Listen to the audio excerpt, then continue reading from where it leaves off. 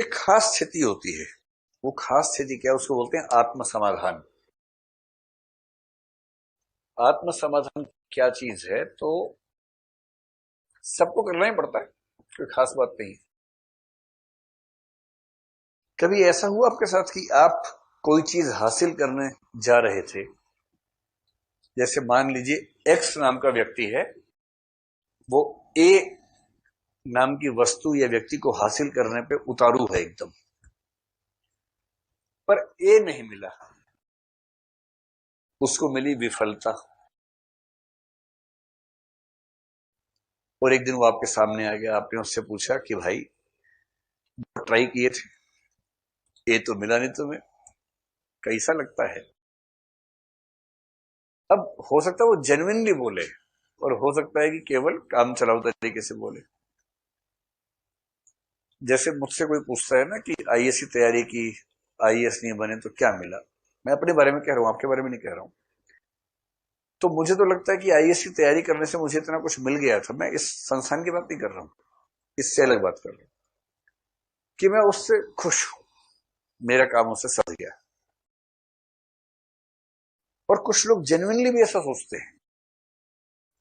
जैसे मान लीजिए सिंपल एग्जांपल लेते हैं ना, पिछले साल या पिछले से पिछले साल एक व्यक्ति ने, जैसे सिलेक्शन नहीं हुआ, कोरा पे, कोरा जाते हैं आप लोग, QUORA, कोरा, कोरा पे उसने एक पोस्ट डाली। उसका हिंदी अनुवाद भी बाद में किसी ने किया, उसने अंग्रेजी में लिखा था। पोस्ट ये लिखी उसने कि मैंने आईएएस की तैयारी की, मेरा आईएएस में सिलेक्शन नहीं हुआ। और उसके बाद लिखा, किंतु सिलेक्शन नहीं हुआ उसके बाद भी मैं खुश हूं, तो मैं अपनी खुशी की वजह आपको बताना चाह रहा हूं। एक अच्छा निबंध लिखा, करीब 1000 शब्दों का, और उसमें 4-5 फैक्टर्स बताए कि इस तैयारी करने से मुझे अपने निजी जीवन में क्या क्या फायदे हुए। अगर आईएएस बन जाता तो और अच्छा होता, डेफिनेटली और अच्छा होता, लेकिन आईएएस न होके भी मुझे कोई खास गिला शिकवा नहीं है इस एग्जाम के प्रोसेस से। आप में से किसी ने पढ़ा है क्या, वो जो मैं जिक्र कर रहा हूं जिस चीज का? आपने पढ़ा है, 3-4 लोगों ने पढ़ा है, हाँ। तो अब इसकी कैसे व्याख्या करें? इसकी दो व्याख्याएं हो सकती हैं। एक व्याख्या तो ये हो सकती है, गधा बना रहा सबको, अरे नहीं हुआ तो नहीं हुआ, बोल दो नहीं हुआ, फेल हो गए। ये क्या तरीका होता है कि ये क्या है, असली चीज तो मुझे मिल गई, ज्यादा अच्छा कुछ मिल गया, ये क्या ड्रामा है? और दूसरा क्या होता है? दूसरा ये कि भाई कुछ भी कहो, एक ही खोज करते करते रियलाइज हुआ कि एक ही खोज से बड़ा कुछ और है जो हमारे पास है। किसी को ऐसा भी हो जाता है। एक चीज के लिए स्ट्रगल करते करते, स्ट्रगल्स की वजह से इतना योग्य हो जाना कि वो चीज जीवन में न हो तो भी उसके बाद ठीक रहना। आपके लिए सबसे आसान एग्जांपल, मेरे पास साल में कम से कम 30 से 40 बच्चे आते रोते हुए कि ब्रेकअप हो गया है।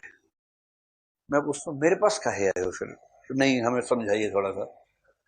तो ब्रेकअप हो गया है, कई लड़के कई लड़कियां अलग, एकदम मोटी मोटी आंखें लेके, सूजी हुई आंखें, धारा प्रवाह आंसू बह रहे हैं उसमें से, ब्रेकअप हो गया है।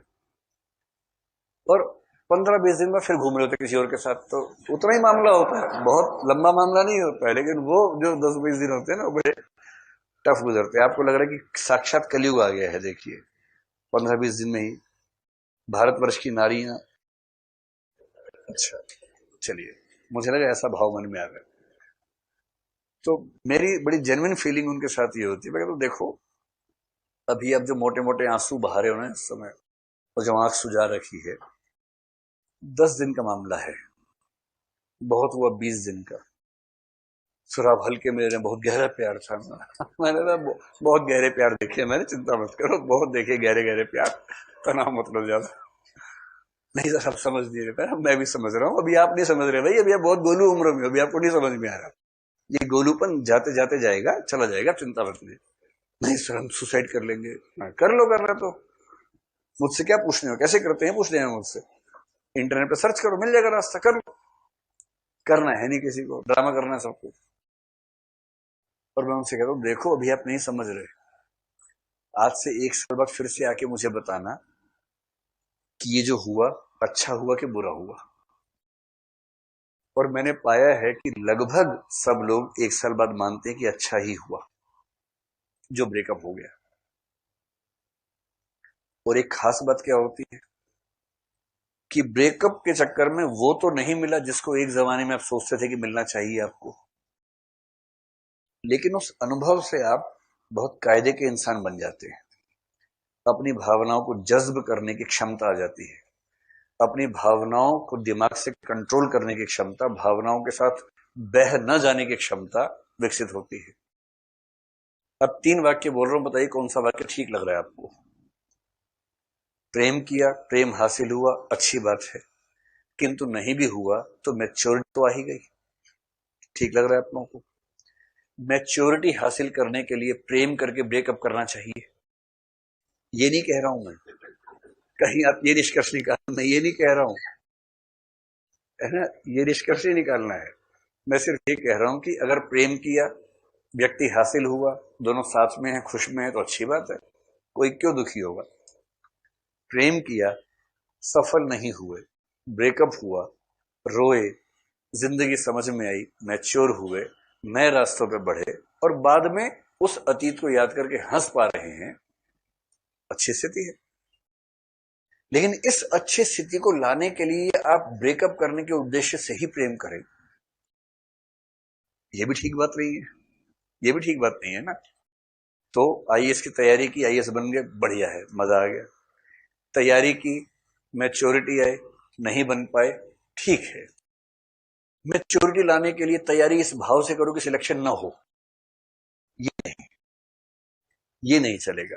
सिमिली समझ पा रहे दोनों के बीच में क्या तुलना हो रही है। अब इन बेचारे ने मोहब्बत की ठीक से, और मोहब्बत जिससे की वो इनके कंट्रोल में आ नहीं रहा है। तो अब ये आत्म समाधान यानी खुद को समझाना बुझाना।